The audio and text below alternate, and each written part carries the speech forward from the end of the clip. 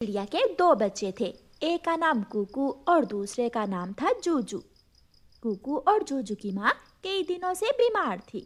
माँ चिड़िया अपने बच्चों से कहती है, कुकू बेटा, आप बड़े हो, मेरे बाद मेरे जूजू का ख्याल रखना, इसे माँ की कमी महसूस ना होने देना। मम्मा, आपको कुछ नहीं होगा, याद है ना पिछली बारिश में जब आपको तेज बुखार हुआ था तो फिर बाद में आप ठीक हो गई थी। हाँ बेटा, मुझे याद है, लेकिन इस बार शायद मैं स्वस्थ ना हो पाऊँ। मेरे पंखों में जान नहीं है। मम्मा, ऐसी बातें ना करें, देखें जूजू भाई कैसे दिल थोड़ा कर रहा है। अब आप सो जाओ मेरे बच्चों।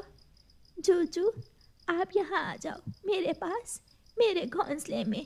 नहीं मम्मा, आज कुकू की बारी है आपके साथ लेटने की। जूजू भाई, मेरी जगह आज आप ही लेट जाए, मैं कल लेट जाऊंगा मम्मा के साथ। फिर जूजू छोटा भाई अपनी मम्मा के साथ लेट जाता है। बच्चे थोड़ी ही देर के बाद सो जाते हैं और मम्मा चिड़िया भी अपनी आंखें बंद कर लेती है। सुबह हो जाती है। मिठू तोता चिड़िया के दरवाजे पर दस्तक देता है। रानो, रानो चिड़िया, दरवाजा खोलो, क्या आज दाना लेने नहीं जाओगी? कुकू की आंख खुल जाती है। वो दरवाजा खोलता है। अंकल, आहिस्ता बोले, मम्मा की तबीयत ठीक नहीं है, वो सारी रात जागती रही है, अब जाकर आंख लगी है उनकी। तोता घर के अंदर चला जाता है। जूजू अभी तक सोया हुआ था। रानो, रानो कैसे अब तक सो सकती है? तोता घबरा जाता है। वो देख लेता है कि रानो चिड़िया की तो सांसें ही रुकी हुई हैं और तोता रानो चिड़िया को छू कर देखता है और रोने लग जाता है। बेटा, आपकी मम्मा अब कभी नहीं उठेंगी, आपकी मम्मा मर गई हैं। कुकू भी रोने लग जाता है। मम्मा ने बताया था कि जब मेरी सांस रुक जाए तो तोते अंकल को बुला लेना, जब मैं बात ना करूं तो किसी बड़े पक्षी को जाकर बता देना।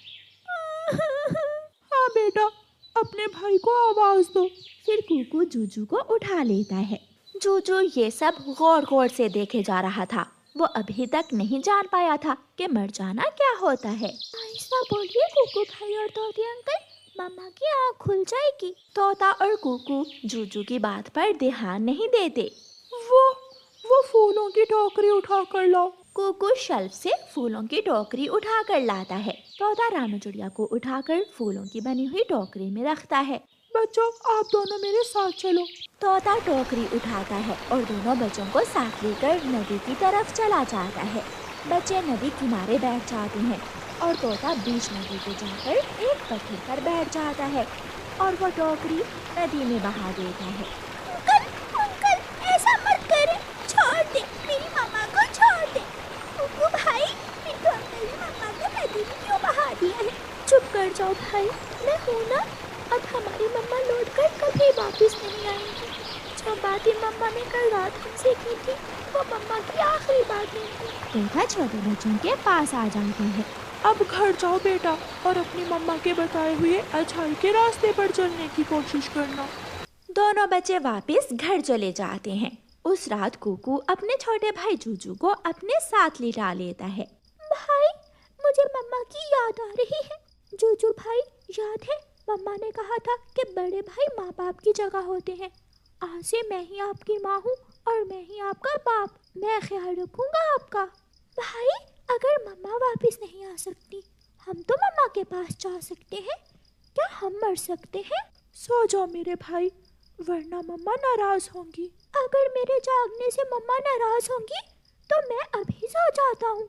जूजू अपने बड़े भाई के गले लगकर सो जाता है। फिर उस दिन से बड़ा भाई कुकू अपने छोटे भाई का ख्याल रखने लगा। कुकू जूजू के लिए दाना लेने जंगल जाता, वो सारे काम करता, वो खुद दाना खा लेता और हमेशा मीठा फल अपने भाई के लिए लेकर जाता था। कुकू, ये फल भी खा लो, तुमने फल क्यों रख लिया है? नहीं, ये फल मैं अपने भाई के लिए लेकर जाऊंगा। अगर कभी घर की मरम्मत का काम होता तो कुकू वो भी खुद कर। भाई, अब मैं बड़ा हो गया हूँ, मैं भी आपके साथ दाना लेने जाया करूँगा। नहीं भाई, बाहर बहुत खतरा है, आप घर में ही रहना, बाहर के सारे काम मैं देख लूँगा। एक दिन कुकू जब दाना लेने गया हुआ था तो जूजू पीछे से घर से बाहर निकल जाता है।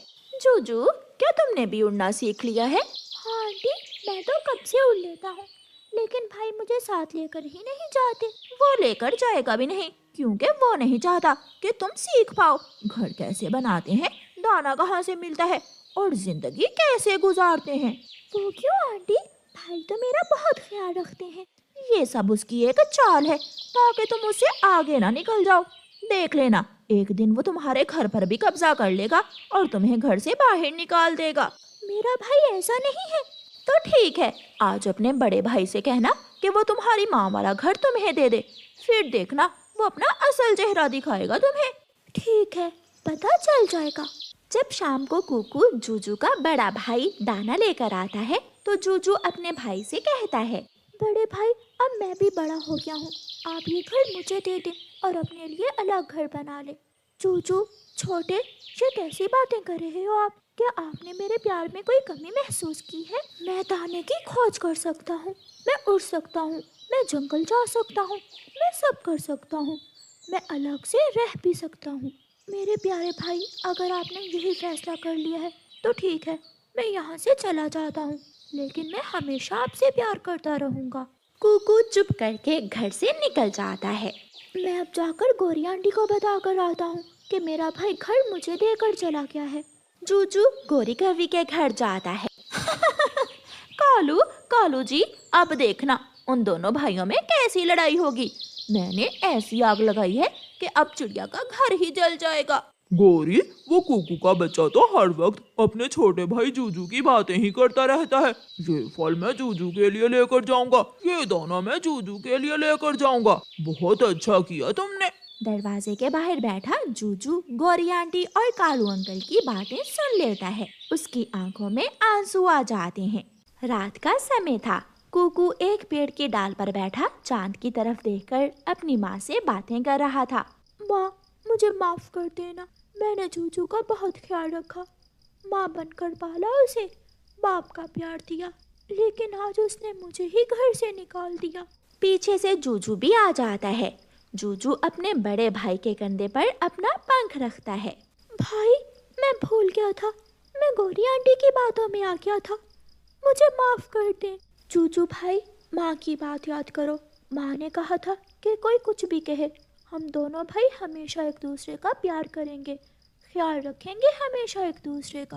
भाई, घर चले, वरना मैं रोने लगूंगा, मैं अपने भाई की आंखों में आंसू नहीं देख सकता। फिर जूजू छोटा भाई अपने बड़े भाई को घर वापस ले जाता है और दोनों भाई अपने घर में अपने घोंसले में लेटकर अपनी मम्मा की बातें करने लगते हैं। लेकिन कुकू बहुत उदास था। आज उसे उसकी माँ की बहुत याद आ रही